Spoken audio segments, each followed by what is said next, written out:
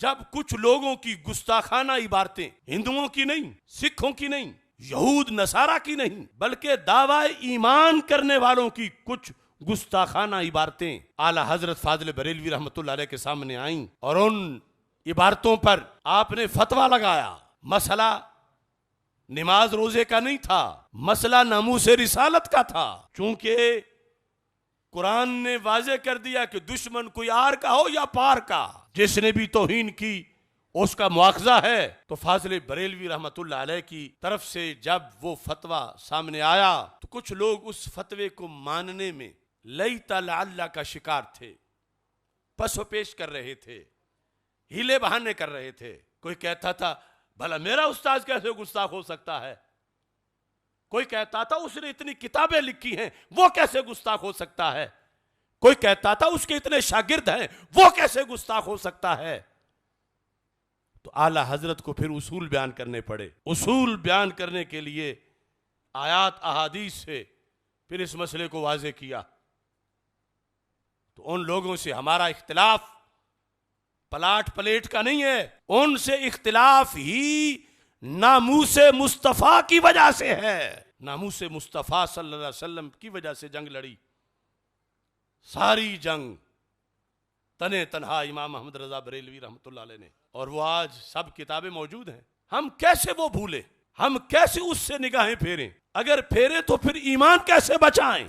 आज जो जंग हम पे फर्ज है नामूसे मुस्तफा सल्लल्लाहु अलैहि वसल्लम के लिहाज से कि ये नमाज रोजे से बड़ा फरीजा है, हर घड़ी में फर्ज है, इस जिहत में कि वो तो 5 वक्त है दिन में, ये हर मिनट में हर सेकंड में है।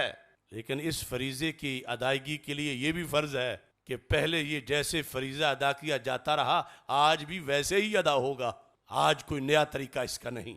ये नहीं कि फ्रांस का गुस्ताख तो गुस्ताख करार पाए और इमाम अहमद रजा बरेलवी ने जो हुसामुल हरमैन में जिनको गुस्ताख कहा आज वो नए सिरे से हमारे दोस्त बन जाएं। आज नए सिरे से उनको हम इश्क़ रसूल सलाम के सर्टिफिकेट देने लगे। हाँ, फैसला कर लो, अगर किसी ने इमाम अहमद रजा बरेलवी रहमतुल्लाह अलैह से हटकर कोई रास्ता अपनाना है और उनको छोड़ना है तो वो अपनी 1.5 ईंट की मस्जिद का हमें बताए, और अगर दावा उन्हीं का करना है तो फिर जिस बात से उन पे फतवा लाजिम आता है वो बात क्यों कर रहे हो। अगर उन्होंने जो गुस्ताख नहीं था उसे गुस्ताख डिक्लेयर किया और हुसामुल हरमैन लिख दी तो फिर तो उन पे फतवा लौट के आएगा। और उन्होंने तो सच लिखा, हक लिखा, और उस पर अरब अजम के उलमा ने दस्तखत किए, और वो सब इख्तिलाफ जो हुआ और फतवा जो लगा उसका मौजू सिवाय नामूस मुस्तफ़ा अलैहिस्सलाम के कुछ नहीं। सिर्फ इसी इख्तिलाफ पे सब कुछ हुआ, वरना दोनों तरफ नमाजें भी पढ़ी जा रही थी, दोनों तरफ रोजे भी रखे जा रहे थे। दीन के ये जो मौजूआत हैं, ज़कात, सदकात, मदारिस, किताबें, शागिर्द, तिलावत, सब कुछ हो रहा था। फिर क्यों इमाम अहमद रजा बरेलवी मैदान में आए और इतनी बड़ी जंग? क्या आज तक इमाम अहमद रजा बरेलवी पे नाक़िदीन और मुर्रिखीन जुल्म के पहाड़ तोड़ रहे हैं, लेकिन वो बंदा गयूर हर घड़ी ऐलान कर रहे थे चमक तुझसे पाते हैं सब पाने वाले, मेरा दिल भी चमका दे चमकाने वाले। खुलासा ये है, जो कल नामूस मुस्तफ़ा सल्लल्लाहु अलैहि वसल्लम पर जंग थी, आज उसका इनकार करके नई जंग लड़ी नहीं जा सकती।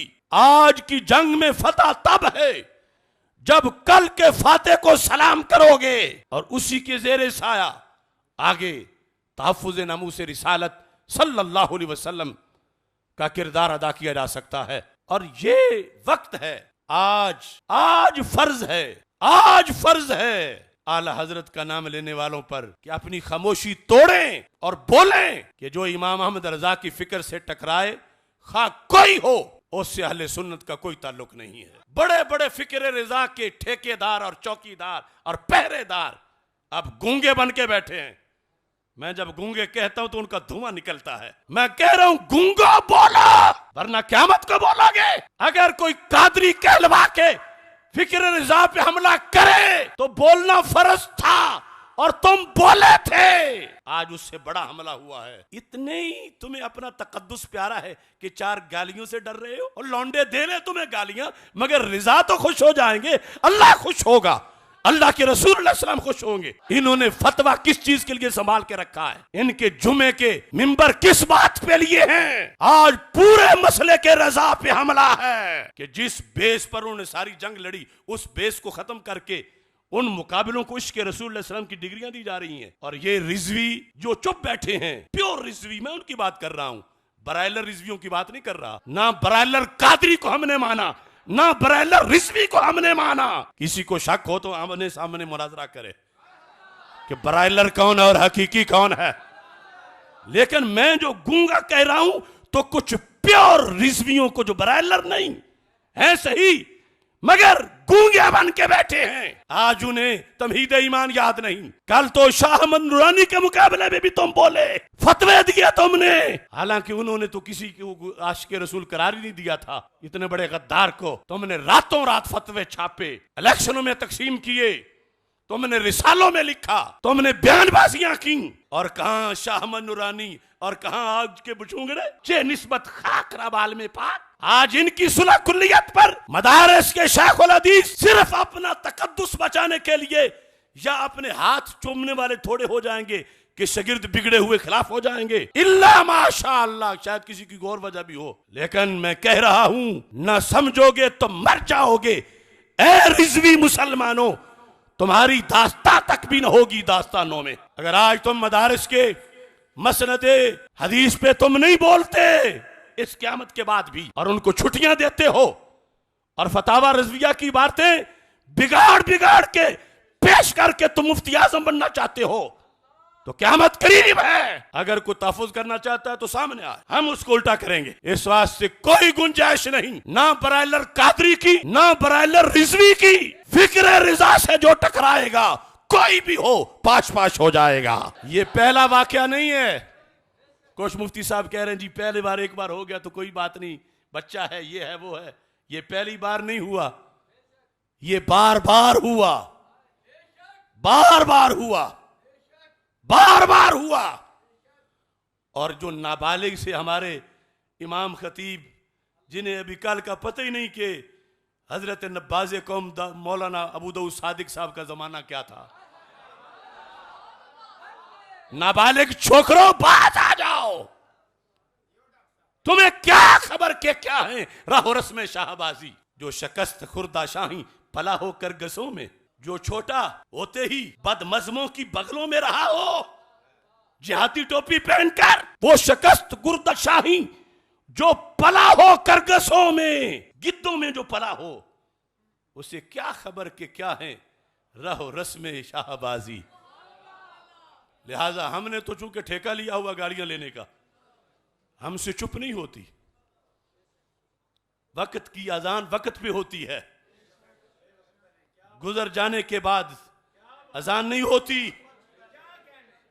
इस वास्ते जो सोए हुए हैं और जो गूंगे बने हुए हैं, सब कुछ देख रहे हैं, और कोई पूछे तो इतने बेखबर से, अच्छा ऐसा हुआ, अच्छा अगर ऐसा तो हुआ है तो फिर क्या सुना है आपने, तो क्या आप पास भी बैठे हुए थे, ये अगर मगर ये क्या है।